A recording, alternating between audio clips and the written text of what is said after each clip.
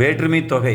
இப்போ வேற்றுமை தொகைக்கு வந்து பார்த்தோம் அப்படின்னா ஒவ்வொரு உருபு எழுதிக்கலாம். முதல்ல வரு ஐ, அதுக்கப்புறம் ஆல், கு, இன், அது, கண்.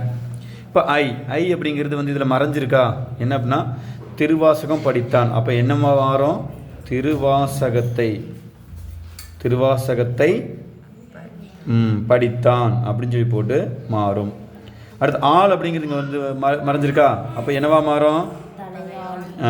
தலையால் வணங்கு அப்படின்னு சொல்லி போட்டு மாறும். அடுத்தது கு அப்படிங்கிறதுனா சிதம்பரத்திற்கு,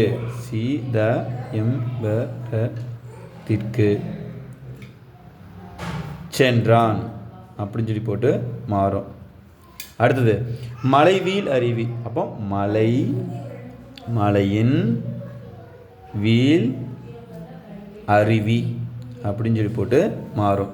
அடுத்தது கம்பர் பாடல். அது எப்படி வரும்? கம்பரது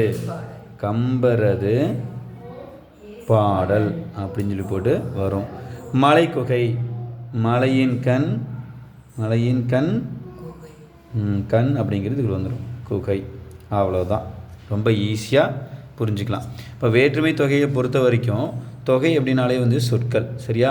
இப்போ ஐ, ஆல், கு, இன், அது, கண் இந்த வேற்றுமை உறுப்புகள் வந்து என்ன அப்படின்னா உள்ளுக்குள்ளே மறைஞ்சு வந்திருக்கும். அதான் இப்படி வேற்றுமை உறுப்புகள் வந்து மறைந்து வரக்கூடியதான் வந்து என்ன அப்படின்னா வேற்றுமை தொகை அப்படின்னு சொல்லுவாங்க. இது வந்து 8ஆம் வகுப்பில் வரக்கூடியது, சரியா? 8ஆம் வகுப்பு புத்தகத்தில் வந்து பார்த்தீங்க அப்படின்னா உங்களுக்கு அது இந்த உறுப்போடு வந்து கொடுத்துருப்பாங்க. இதை எப்படி வந்து வாக்கியத்தில் பயன்படுத்துறது அப்படிங்கிறது இதில் நீங்கள் ஈஸியாக தெரிஞ்சுக்கலாம். அவ்வளோதான், சரிங்களா? ஏதாவது டவுட் இருந்தால் கமெண்ட் பண்ணுங்கள், லைக் பண்ணுங்கள், சப்ஸ்கிரைப் பண்ணுங்கள், ஷேர் பண்ணுங்கள். நம்ம சேனலில் வந்து